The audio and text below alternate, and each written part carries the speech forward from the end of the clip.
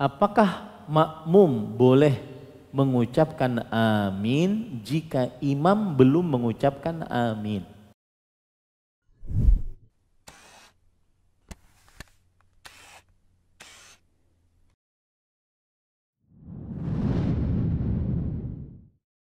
Assalamualaikum warahmatullahi wabarakatuh. Bismillahirrahmanirrahim. Innal hamdalillah nahmaduhu wa nasta'inuhu wa nastaghfiruh wa na'udzu billahi min shururi anfusina wa sayyiati a'malina. Man yahdihillahu fala mudilla lahu wa man yudlil fala hadiya lahu. Wa ashhadu an la ilaha illallah wahdahu la syarika lah wa ashhadu anna Muhammadan abduhu wa rasuluh. Ya ayyuhalladzina amanu taqullaha haqqa tuqatih wa la tamutunna illa wa antum muslimun. Ya ayyuhan nasu taqu rabbakumul ladzi khalaqakum min nafsin wahidah wa khalaqa minha zawjaha wa batha minhuma rijalan katsiran wa nisaa wattaqullaha alladzi tasaaluna bihi wal arham innallaha kana 'alaikum raqiba. Ya ayyuhalladzina amanu taqullaha wa qulu qawlan sadida yuslih lakum a'malakum wa yaghfir lakum dhunubakum wa man yuti'illaha wa rasulahu faqad faza fawzan 'azima. Amma ba'd. Fa inna asdaqal hadits kitabullah wa ahsanul hadi hadi Muhammadin sallallahu alaihi wa ala alihi wasallam wa syarrul umuri muhdatsatuha wa kullu muhdatsatin bid'ah wa kullu bid'atin dhalalah wa kullu dhalalatin finnar.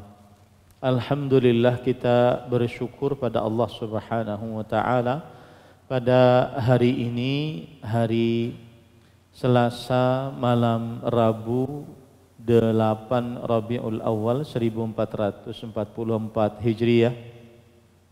Kita dimudahkan oleh Allah Subhanahu wa taala untuk duduk bersama mengkaji kembali kitab Umdatul Ahkam min kalami khairil anam fima ittafaqa alaihi syaikhan Imam Bukhari wa Muslim, yang ditulis oleh Al-Hafidh Abdul Ghani bin Abdul Wahid Al-Maqdisi rahimahullah.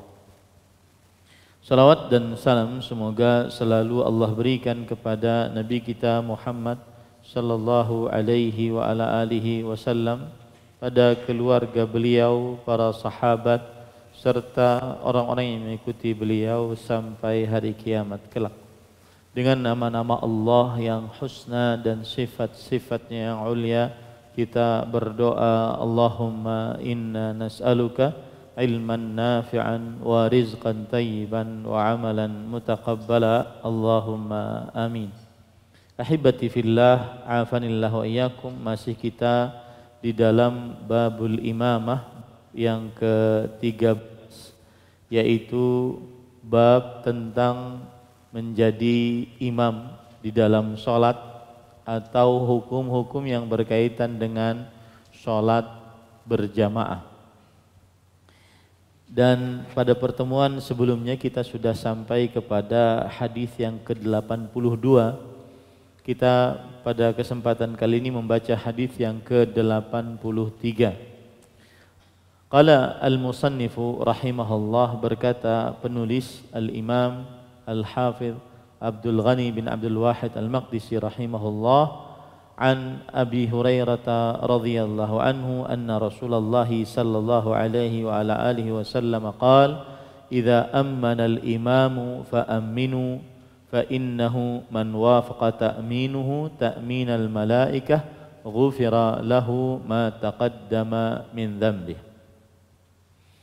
Abu Hurairah radhiyallahu anhu menuturkan bahwa sesungguhnya Rasulullah sallallahu alaihi wa ala alihi wasallam bersabda, jika imam mengucapkan amin, maka ucapkanlah amin. Barang siapa yang mengucapkan amin bertepatan dengan ucapan amin para malaikat, maka dosa-dosanya yang telah lalu terampuni. Baik.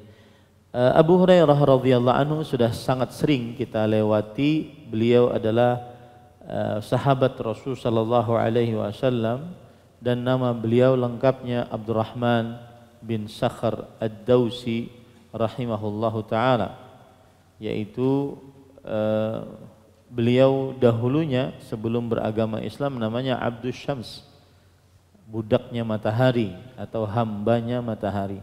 Kemudian setelah masuk dalam agama Islam diganti namanya dengan Abdurrahman bin Sakhr Ad-Dausi dari kabilah Daus, salah satu kabilah yang berada di daerah Yaman. Dan beliau adalah aktsarus sahabati riwayatan lil hadis, sahabat Nabi yang paling banyak meriwayatkan hadis Rasul sallallahu alaihi wasallam. Padahal beliau termasuk sahabat Nabi yang terlambat masuk dalam agama Islam dengan takdir Allah Subhanahu wa taala, yaitu tahun ke-7 Hijriah, sebelum penaklukan kota Mekah, tahun ke-7 Hijriah. Penaklukan kota Mekah tahun ke-8 Hijriah. Nah, ini menunjukkan bahwa tidak ada kata terlambat dalam agama Islam untuk menjadi orang yang lebih baik dari sebelumnya. Sebelum nafas di tenggorokan, matahari terbit sebelum matahari terbit dari barat, maka tidak ada kata untuk menyerah menjadi manusia yang lebih saleh, lebih baik di sisi Allah Subhanahu wa taala. Abu Hurairah radhiyallahu anhu menuturkan bahwa sesungguhnya Rasulullah sallallahu alaihi wasallam bersabda, jika imam mengucapkan amin. Ini menunjukkan bahwa imam mengucapkan amin setelah mengucapkan ghairil maghdubi alaihim waladdallin, amin. Maka imam mengucapkan amin. Karena di sini disebutkan bahwa jika imam mengucapkan amin, ya. Dan ini mungkin terjemahannya agak kurang tepat, a-nya panjang, amin, bukan amin, ya. Maka ucapkanlah amin oleh kalian seluruhnya. Itu juga terjemahannya kurang lengkap. Maka ucapkanlah amin oleh kalian seluruhnya. Maksudnya makmum mengucapkan amin. Ini menunjukkan bahwa aminnya para makmum setelah imam. Aminnya para makmum setelah imam. Jadi imam dulu mengucapkan amin, maka baru setelah itu makmum mengucapkan amin. Semestinya seperti itu.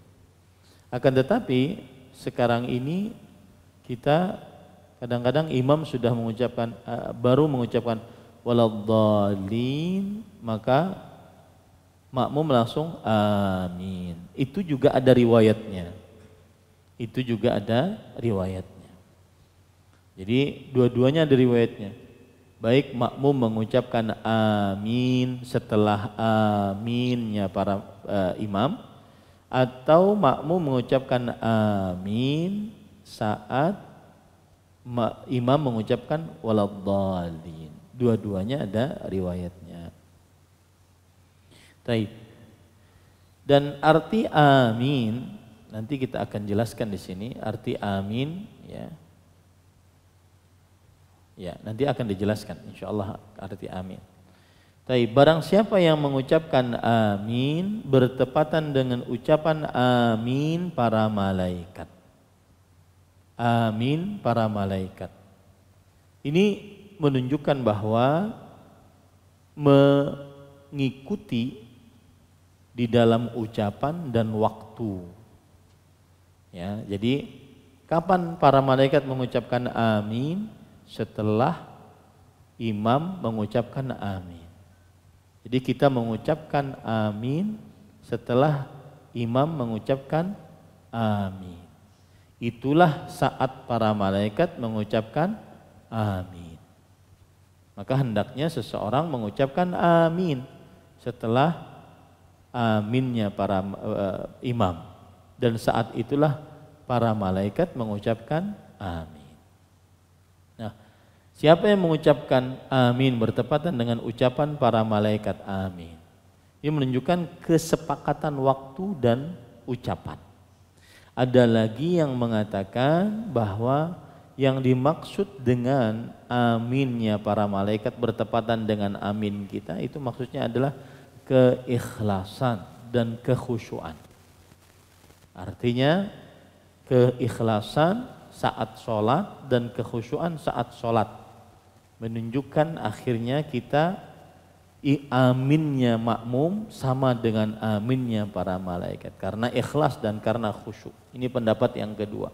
Pendapat yang ketiga adalah bahwa yang dimaksud dengan aminnya para malaikat adalah para malaikat memintakan ampun untuk orang-orang beriman. Para malaikat memintakan ampun untuk orang-orang beriman. Tetapi pendapat yang lebih kuat adalah pendapat yang pertama tadi, yaitu para malaikat mengucapkan amin setelah aminnya imam. Maka makmum pun juga mengucapkan amin setelah aminnya imam. Artinya bersepakat ucapan malaikat dengan ucapan kita, yaitu mengucapkan amin. Kapan mengucapkannya? Setelah aminnya para malaikat. Ya, setelah aminnya para malaikat. Baik.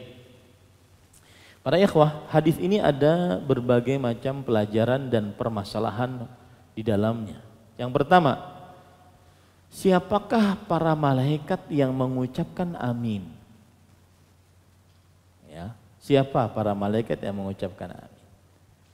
Maka Imam An-Nawawi rahimahullah mengatakan waqtalafu fi haula'il malaikah. Para ulama berikhtilaf, berbeda pendapat. Siapa malaikat yang mengucapkan amin?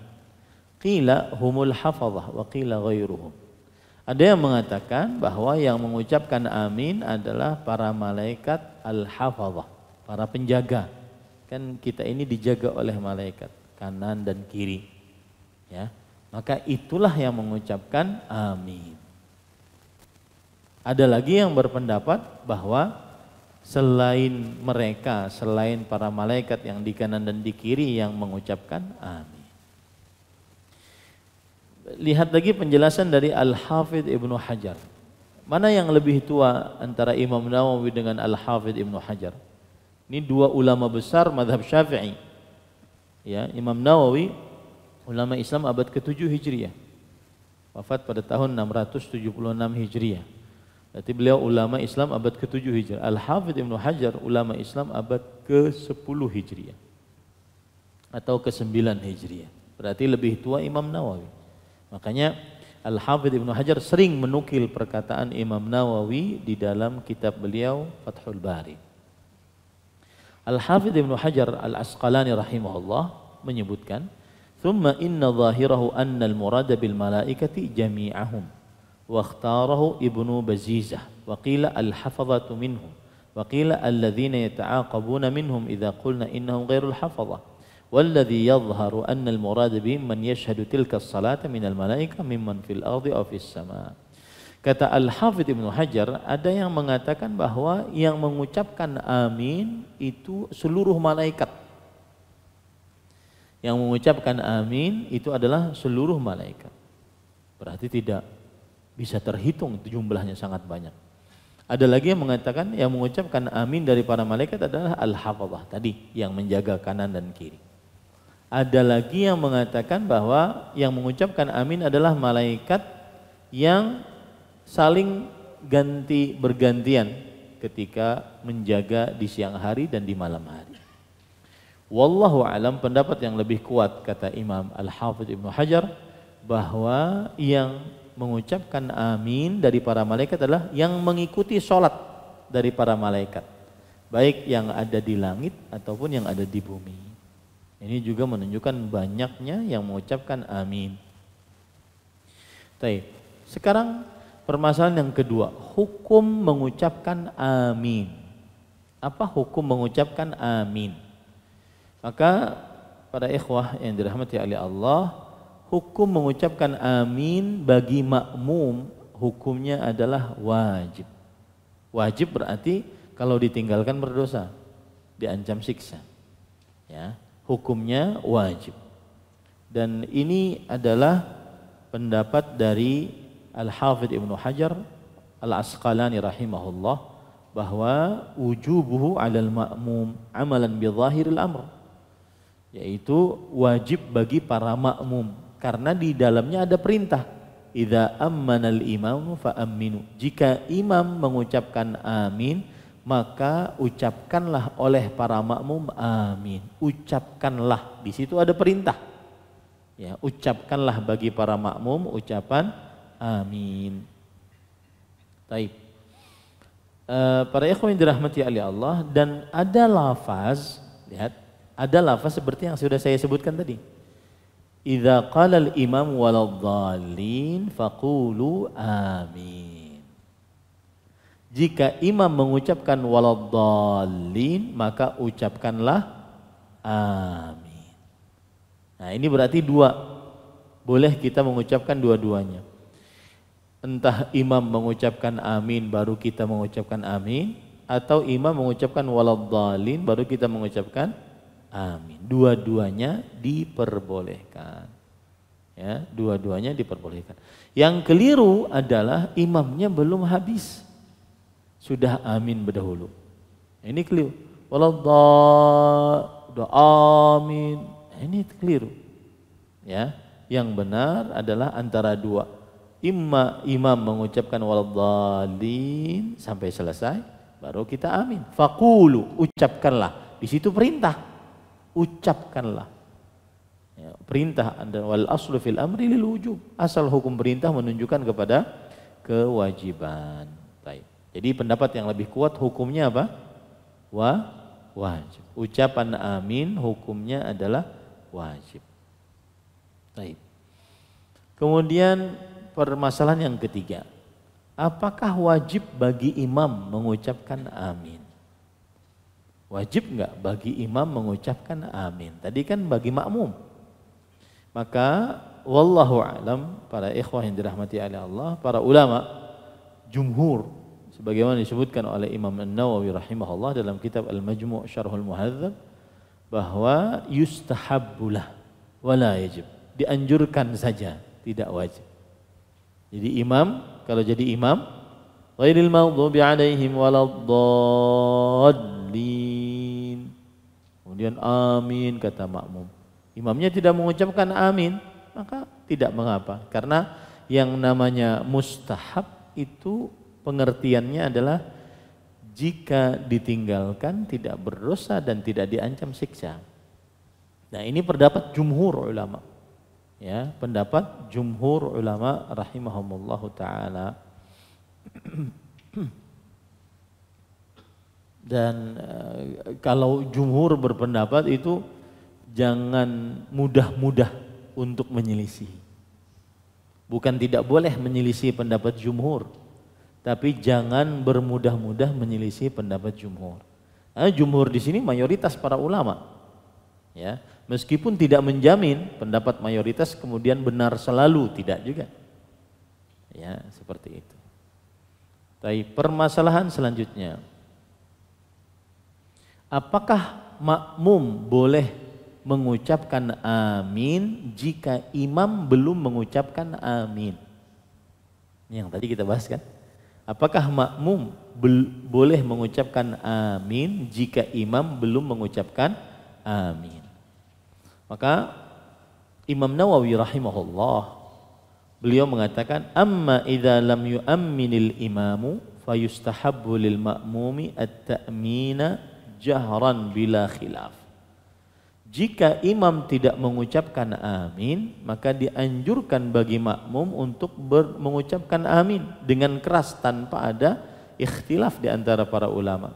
Nassa alaihi fil Imam Asy-Syafi'i rahimahullah menegaskan ini dalam kitab wattafaqu alaih, dan para ulama mazhab Syafi'i mensepakati akan hal itu. Liyusmi'ahul imam, agar imam mendengar. Fayati bihi, lalu si imam mengucapkan amin. Qala ashabuna sawa'un tarakahu al-imamu amdan aw sahwan.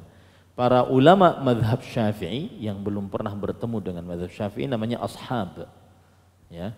Para ulama mazhab Syafi'i mengatakan baik itu si imam meninggalkannya dengan sengaja atau kelupaan. Meninggalkan amin dengan sengaja atau kelupaan. Maka yang jelas makmum mengucapkan amin jika imam tidak mengucapkan apa? Amin. Saya ulangi, makmum mengucapkan amin meskipun imam tidak mengucapkan amin. Karena tadi ada hadis riwayat Bukhari dan Muslim, "Idza qala al-imamu ghairil maghdubi 'alaihim waladdallin faqulu amin." Jika imam mengucapkan ghairil maghdubi 'alaihim waladdallin, maka hendaklah makmum seluruhnya mengucapkan amin. Tidak disebutkan di situ aminnya imam, enggak. Ya, pokoknya imam mengucapkan waladdallin faqulu, ucapkanlah oleh kalian wahai para makmum ucapan amin. Nah, berarti boleh enggak makmum mengucapkan amin meskipun imam belum mengucapkan amin? Boleh? Boleh. Ya, seperti yang sudah kita lakukan selama ini.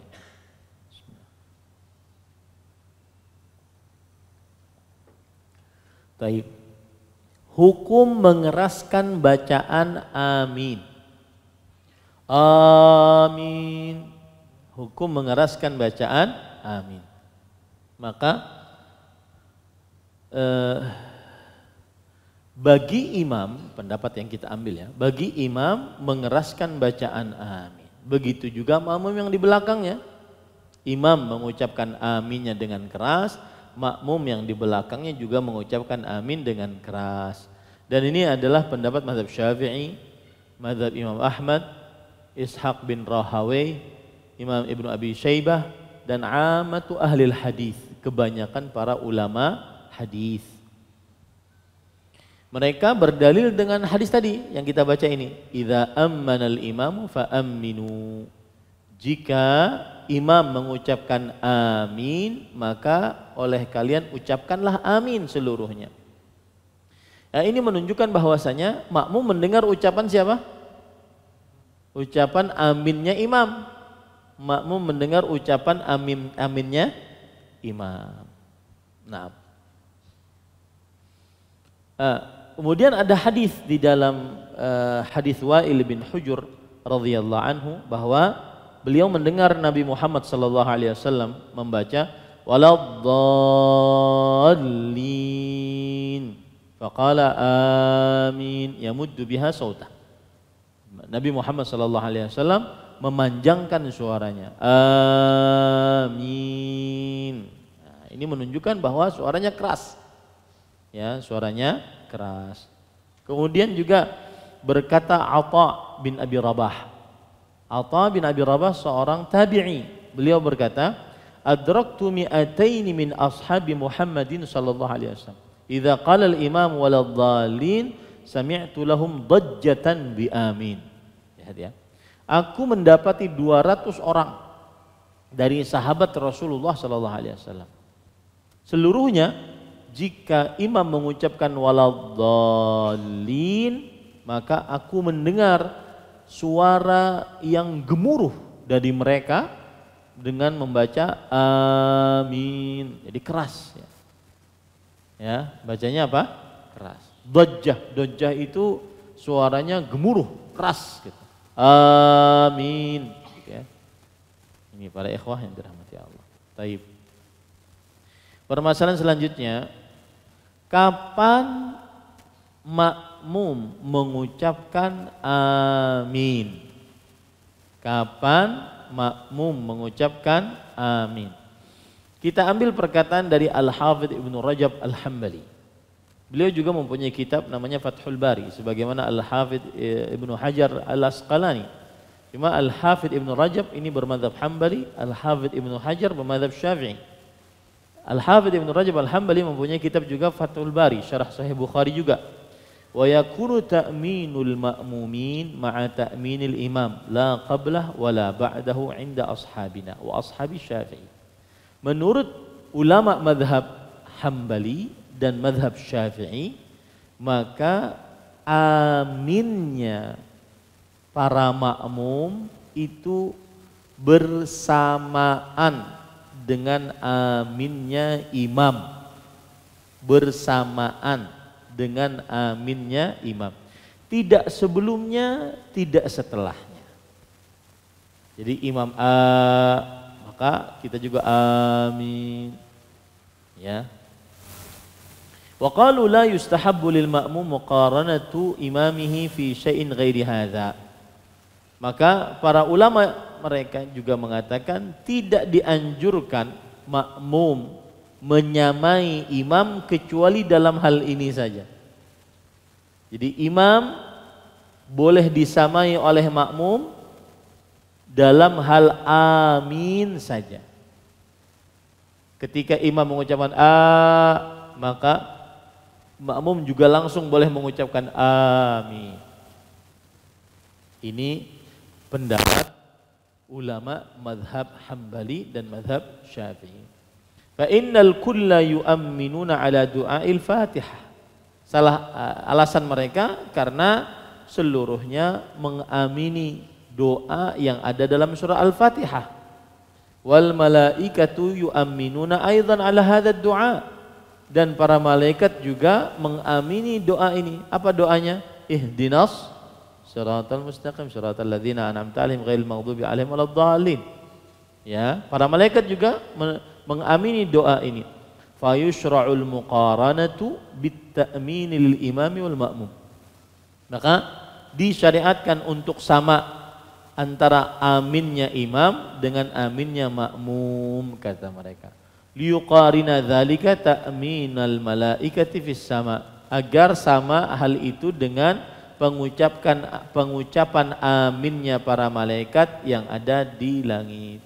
Bidalili qaulihi fi riwayati Muammar fa innal malaikata taqulu amin wal imamu yaqulu amin. Nah, dalilnya adalah para malaikat mengucapkan amin dan imam juga mengucapkan amin. Jadi ada semacam kesamaan antara aminnya imam dengan aminnya para malaikat. Begitu juga aminnya imam dengan aminnya para makmum. Ya, dengan aminnya para makmum. Taib. Kalau tadi kan hadisnya bagaimana? Jika imam mengucapkan amin, maka ucapkanlah amin. Berarti berdasarkan bahasa Arab, jika imam telah mengucapkan amin, maka makmum mengucapkan amin. Nah, bagaimana menjawabnya ini? Jawabannya yang dimaksud dengan telah itu maksudnya adalah apabila imam mulai mengucapkan amin, maka makmum juga mengucapkan amin. Jadi mulai, bukan telah. Ya, karena di situ adalah fi'il madhi, kata kerja yang sudah lampau. Jika imam telah mengucapkan amin, maka makmum hendaklah mengucapkan amin. Berarti setelahnya imam, maka jawabannya tidak. Maksudnya bukan setelah, tetapi maksudnya ketika mau memulai. Ya, ketika mau memulai.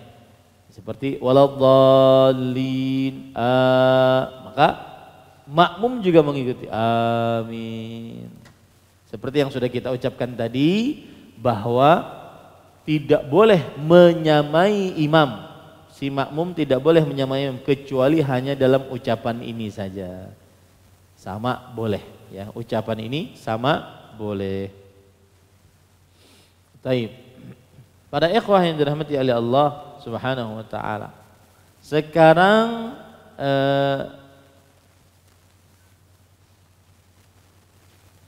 bagaimana ucapan amin? Bagaimana ucapan amin? Ada yang mengatakan amin, yang biasa kita dengar, amin. Ada yang mengatakan amin. Nah, itu perkataan sebagian ulama. Ya. Ada yang mengatakan amin. Ya, jadi bukan i banget tapi min. Ada semacam imalah ada semacam menyimpang sedikit. Amin gitu. Ya. Yang keempat ada yang mengatakan amin. Di mimnya ada tasydid. Amin. Ini perkataan ulama. Al-Hasan Al-Basri, Al-Husain bin Abil Fadl. Ya, wallahu alam, para ikhwan yang dirahmati oleh Allah Subhanahu wa taala, kata Imam Nawawi rahimahullah, afsahuha wa ashharuha wa ajwaduha 'indal ulama amin bil maddi bi takhfifil mim. Yang paling fasih, yang paling masyhur, yang paling baik menurut para ulama adalah amin. Dengan a-nya dipanjangkan, mimnya tipis, mim. Ya, min gitu ya. Begitulah riwayat-riwayat hadis yang ada. Taib. Apa makna amin? Makna amin adalah Allahumma istajib. Ya Allah, kabulkanlah. Makna amin adalah Allahumma istajib. Sudah adzan belum? Belum ya? Allahumma istajib. Ya Allah, kabulkanlah. Nah, ini makna daripada amin. Baik. Sekarang kita baca hadis yang ke-84.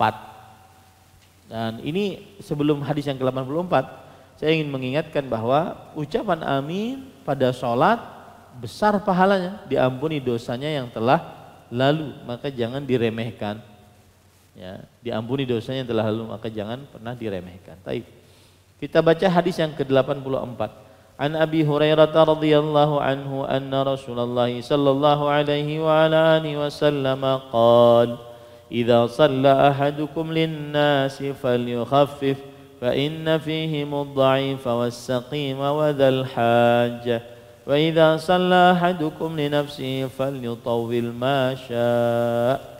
Abu Hurairah radhiyallahu anhu menuturkan sesungguhnya Rasulullah sallallahu alaihi wasallam bersabda, jika salah seorang di antara kalian mengimami orang banyak, maka ringankanlah sholatmu.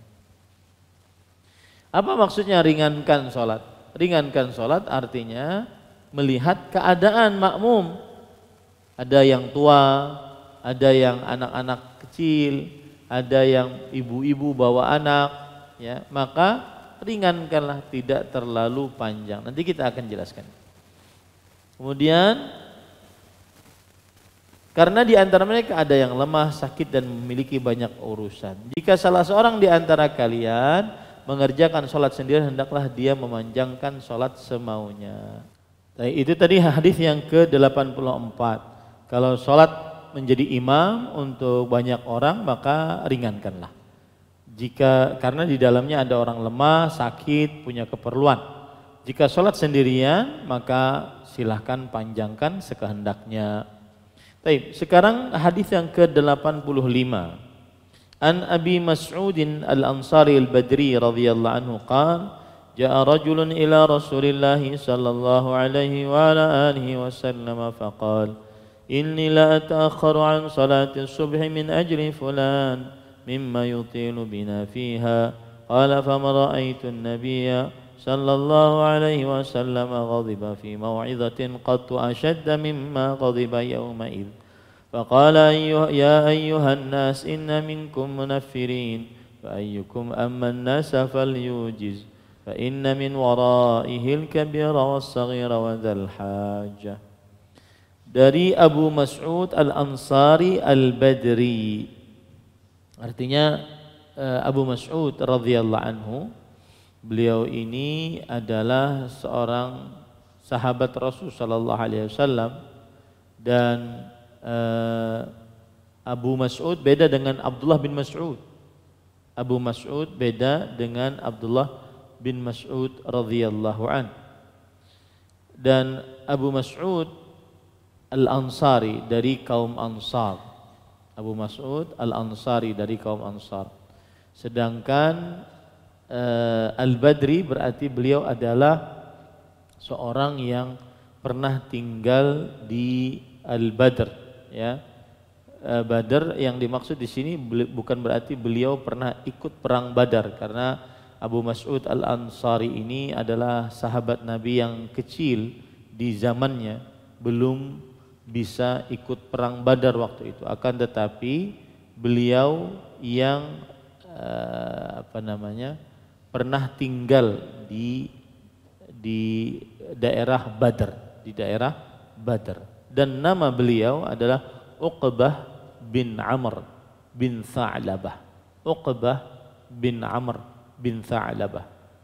Beliau ikut Bai'at Aqabah. Bai'at Aqabah ini adalah bai'at yang akhirnya dengan bai'at tersebut penduduk kota Madinah masuk dalam agama Islam. Dan beliau ikut perang Uhud. Perang Badar tidak ikut. Tapi kenapa disebut Al-Badri? Karena pernah tinggal di situ. Ya. Beliau ikut perang Uhud dan seterusnya. Taib. Kemudian beliau wafat pada tahun 40 Hijriyah. Beliau wafat pada tahun 40 Hijriyah. Nah, di sini Abu Mas'ud Al-Ansari Al-Badri menuturkan bahwa ada seorang yang menemui Rasulullah sallallahu alaihi wasallam. Seorang yang menemui Rasulullah sallallahu alaihi wasallam, para ulama mengatakan orang ini adalah Hazm bin Ubay bin Ka'ab. Hazm bin Ubay bin Ka'ab. Beliaulah yang menemui Rasulullah. Ada lagi yang mengatakan bahwa yang menemui ini namanya Haram bin Milhan. Haram bin Milhan.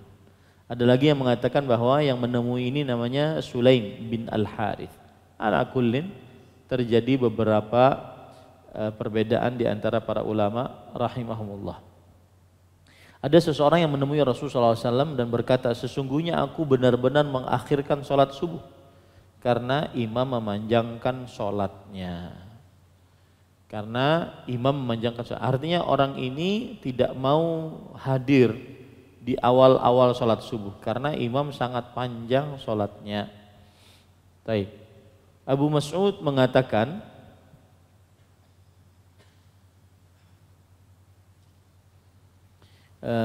jadi orang ini tidak ikut berjamaah bersama imam. Ya, orang ini tidak ikut berjamaah bersama imam. Kenapa? Karena saking panjang sholatnya. Dan di dalam hadis berarti menunjukkan bolehnya tidak ikut berjamaah jika diketahui imam terlalu panjang di dalam sholatnya. Bolehnya tidak ikut berjamaah jika diketahui kebiasaan imam terlalu panjang di dalam sholatnya. Nah, ini nanti ada permasalahan ya. Kalau seandainya di pesantren saya biasa sholat subuh baca 2,5 lembar. Gitu. Di pesantren bersama santri. Ini enggak jadi masalah karena santri memang para penghafal Quran. Ya, yang jadi masalah ketika itu santrinya pulang ke rumah jadi imam. Nah, habis itu sholat di belakang kakek-kakek, nini-nini. Ini pernah kejadian nih, protes orang masjid. Kemudian sang santri mengatakan, saya sama kiai saya sholatnya panjang, ya saya ikut. Ya, ini tidak diperbolehkan. Ya, dilihat orangnya. Kemudian juga para ikhwan yang dirahmati oleh Allah, di dalam pelajaran ini atau dalam penggalan hadis ini ada pelajaran boleh mengadukan orang dengan menyebutkan namanya, boleh. Dan itu bukan ghibah, tetapi untuk menyebutkan solusi, mencari solusi, boleh mengadukan orang. Ya. Kemudian disebutkan, sesungguhnya aku benar-benar mengakhirkan sholat subuh karena fulan ya, memanjangkan sholatnya saat sholat. Fulan ini ada yang mengatakan Ubay bin Ka'ab radhiyallahu anhu. Ada yang mengatakan siapa? Ubay bin Ka'ab, ahli baca Al-Quran di zaman Rasulullah SAW. Ada yang mengatakan Mu'ad bin Jabal radhiyallahu anhu. Kemudian Abu Mas'ud radhiyallahu anhu mengatakan, belum pernah aku melihat Nabi Muhammad sallallahu alaihi wasallam marah tatkala memberikan nasihat yang lebih keras daripada marah beliau ketika itu. Nabi lantas bersabda, wahai sekalian manusia, sesungguhnya di antara kalian ada orang yang membuat orang lari dari dakwah. Orang lari dari dakwah. Dan ini sholat subuh ceritanya. Sedangkan di sana ada cerita lain, sholat isya. Dua-duanya pas orang lagi ngantuk-ngantuknya. Sholat isya apa lagi? Yang dilakukan oleh Mu'adz bin Jabal radhiyallahu anhu. Makanya beliau bersabda waktu itu, afattanun anta ya Mu'adz, apakah engkau ingin membuat kegaduhan wahai Mu'adz dengan panjangnya sholatmu di waktu isya? Ya. Apalagi kan Mu'adz bin Jabal ini beliau sholat isya dulu di Masjid Nabawi, baru pulang ke kampungnya. Di kampungnya baru sholat isya, beliaunya sholat sunnah, orang kampungnya sholat isya. Otomatis kan panjang sholatnya di tengah malam. Itu kebiasaan para sahabat dulu, memang sholat isyanya tengah malam. Ya. Nah, makanya ada dua kisah ini.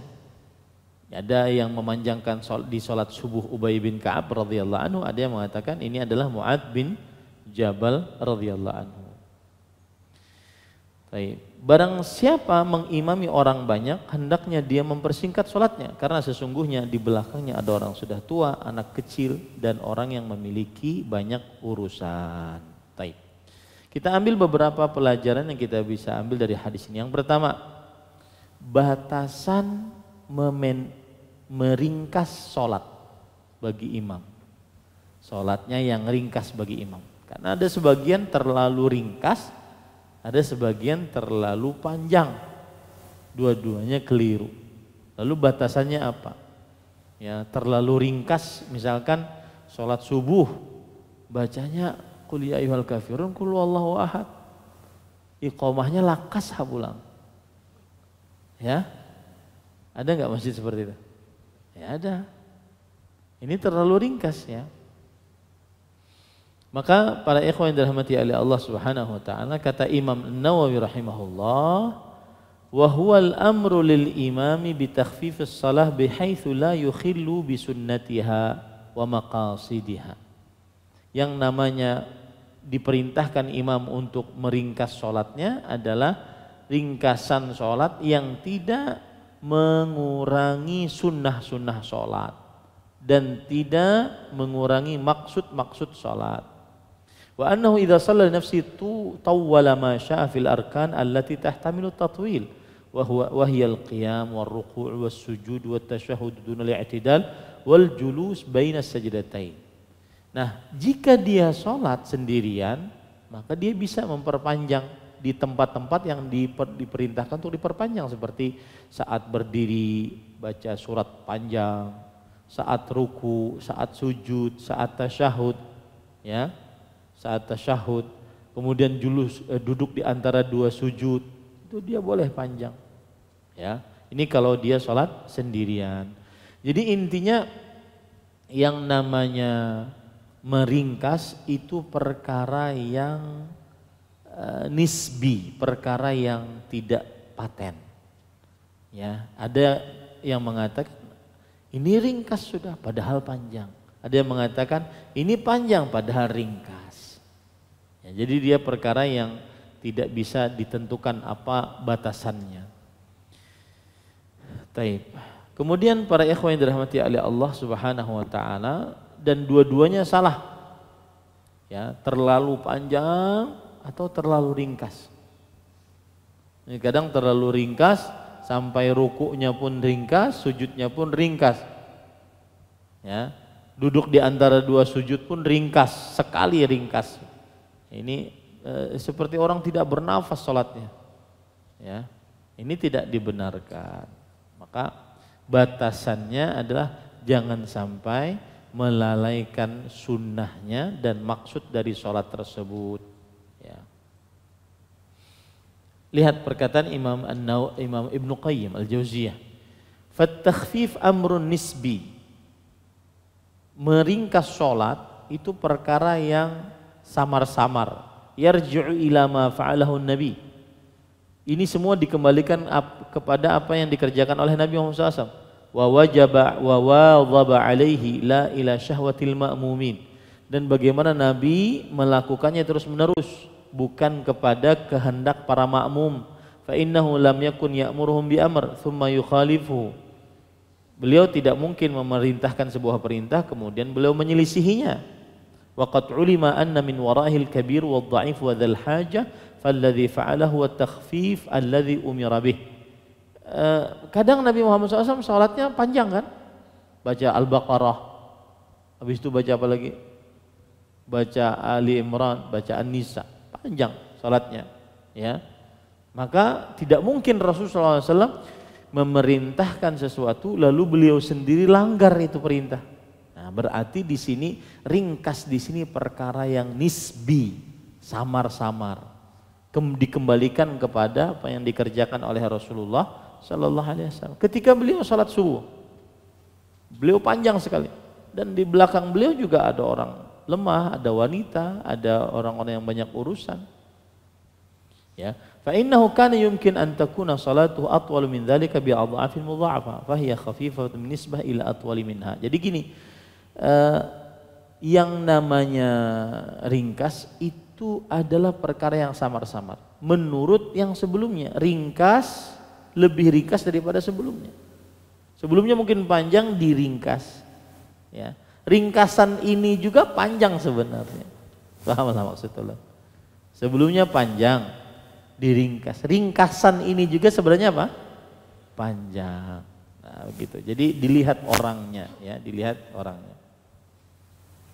Lihat. Dari Abdullah bin Umar radhiyallahu anhu, kana Rasulullah SAW ya'muruna bit-takhfif wa ya'ummuna bis-safat fal qira'ah bis-safat min at-takhfif alladzi kana ya'muru bih. Adalah Rasulullah sallallahu alaihi wasallam memerintahkan kita untuk sholat dengan takhfif, dengan ringkas, dan beliau memerintahkan kita untuk membaca surat As-Saffat. Ulun lihat As-Saffat itu berapa halaman? Satu rakaat As-Saffat. 1, 2, 3, 4, 5, 6 7 halaman. Berarti 3 lembar setengah. Itu ringkas. Ringkas menurut sebelumnya. Ya, sebelumnya berarti lebih panjang daripada itu. Nah, jadi sebagian orang kadang-kadang memahami fal yujiz, hendaklah dia ringkas. Makanya sholat maghribnya tidak lepas daripada kuliah kulhu. Kuliah kulhu. Bahkan sholat subuh ada sholat subuh inna a'taina. 3 ayat sholat subuh.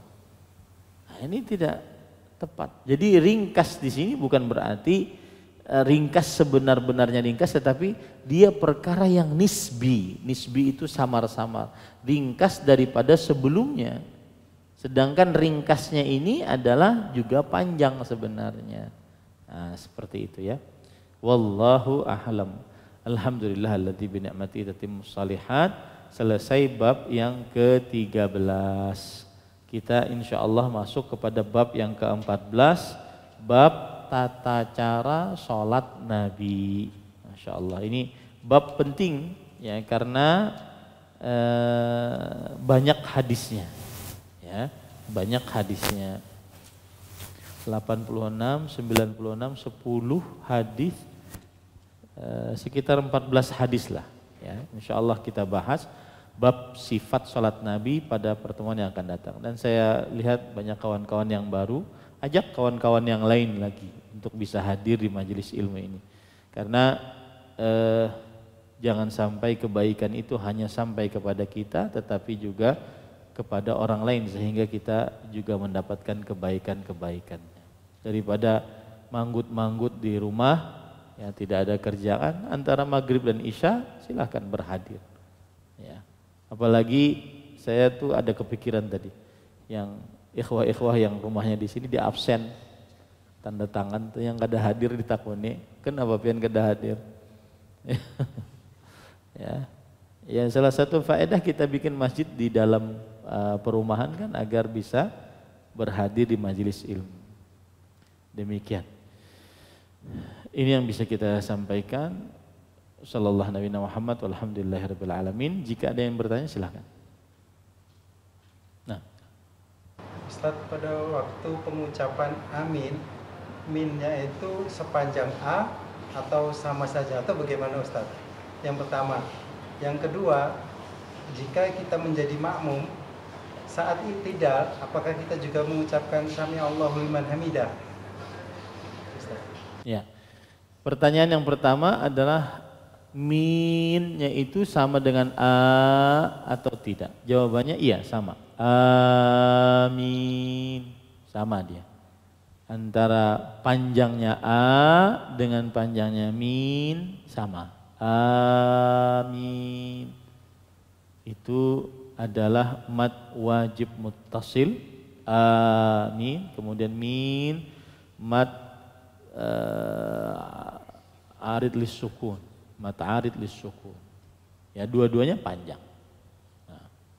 Kemudian ketika imam mengucapkan sami Allahu liman hamidah, apakah makmum juga mengucapkan sami Allahu liman hamidah? Dua-duanya boleh. Kenapa saya katakan dua-duanya boleh? Meskipun kebanyakan riwayat mengucapkan sami Allahu liman hamidah faqulu rabbana walakal hamd. Jika imam mengucapkan sami Allahu liman hamidah, maka ucapkanlah Rabbana walakal hamdu.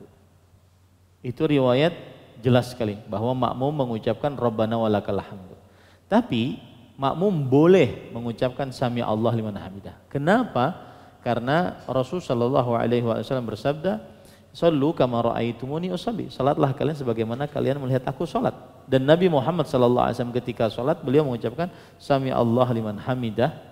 Maka kita pun sholat mengucapkan sami Allah liman hamidah. Bukan hanya imam, bukan hanya makmum. Dua-duanya boleh mengucapkan untuk sami Allah liman hamidah. Wallahu a'lam. Ada lagi?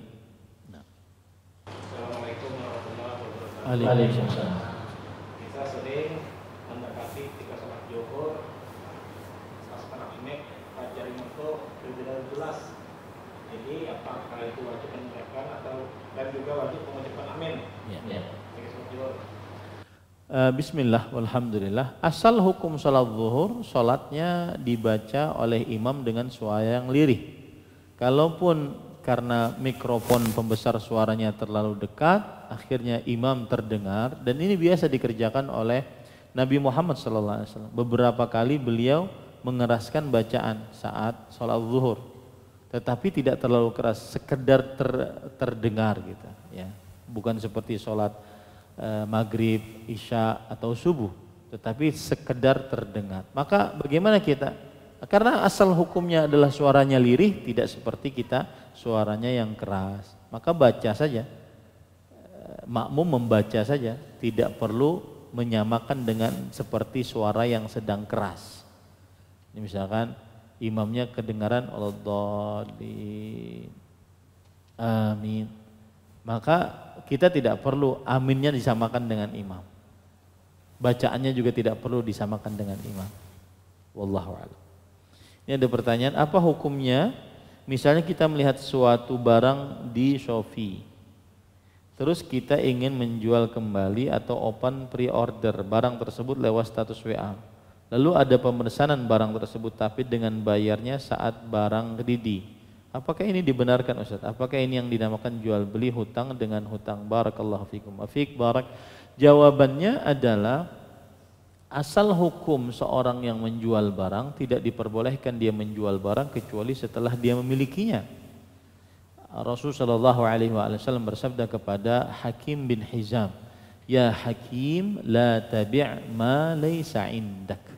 Wahai Hakim, tidak boleh engkau menjual barang yang tidak milikmu. Nah, barangnya sekarang ada di marketplace, di pasar internet gitu ya. Sedangkan kita belum memiliki barang tersebut, lalu kita jual barang itu dengan asumsi nanti barang tersebut kalau ada yang beli kita belikan, tapi dengan selisih harga kita untung. Ini tidak boleh. Kenapa? Karena menjual barang yang bukan miliknya. Kecuali kalau seandainya kita sebagai wakil dari pemilik barang tersebut. Ya, wakil. Kenapa demikian? Karena agar tidak terjadi gharar, ketidakjelasan. Ya, agar tidak terjadi gharar, ketidakjelasan. Nanti ternyata gini, kita menjual barang yang ada di toko orang lain. Kan orang ini tidak tahu kita punya barang atau tidak. Yang penting kita jualan. Orang ini nggak tahu kita punya barang atau tidak. Maka akhirnya ada orang yang beli kepada kita. Ternyata setelah kita cari nggak dapat. Nah, terjadilah di situ gharar, ketidakjelasan. Kemudian gharar biasa menimbulkan pertikaian. Kalau barangnya murah masih mending, kalau barangnya mahal dan banyak, nah ini berbahaya. Biasanya juga kalau beli online itu kita bayar duluan sebelum kita menerima barangnya, yang disebut dengan akad salam. Boleh saja, tetapi ketika barangnya kita tidak miliki, akhirnya itu namanya gharar, yang bisa menimbulkan pertikaian, perselisihan, karena mungkin barangnya menjadi tidak ada. Ya, wallahu a'lam. Ada lagi? Cukup. Ya.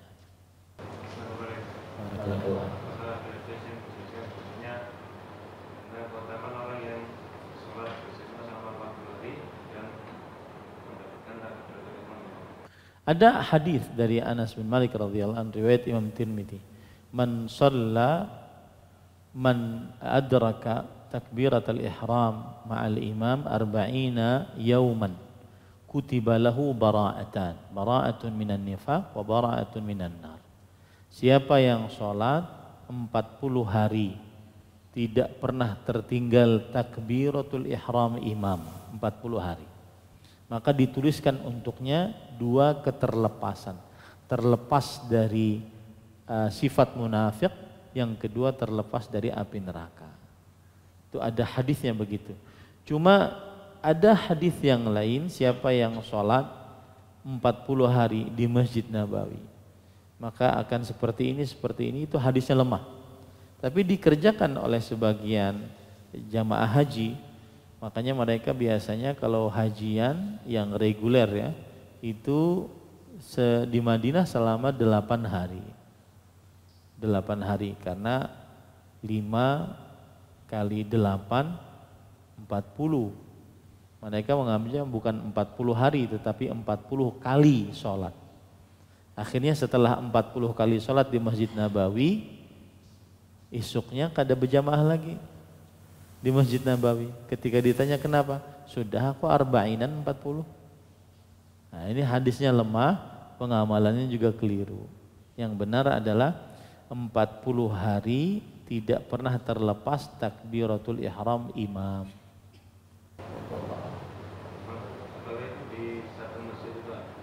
Enggak, tidak mesti di satu masjid. Yang penting ukurannya takbiratul ihram. Dia tidak pernah ketinggalan takbiratul ihram imam. Dan ini merupakan sifatnya orang-orang beriman, karena qalbuhu mu'allaqun bil masajid. Hatinya terpaut dengan masjid. Sifatnya orang-orang beriman. Allahu a'lam. Cukup kiranya kita cukupkan dengan kafaratul majlis. Subhanakallahumma wa bihamdik asyhadu an la ilaha illa anta astaghfiruka wa atubu ilaik. Wa sallallahu ala nabiyyina Muhammad walhamdulillahi rabbil alamin. Wassalamualaikum warahmatullahi wabarakatuh.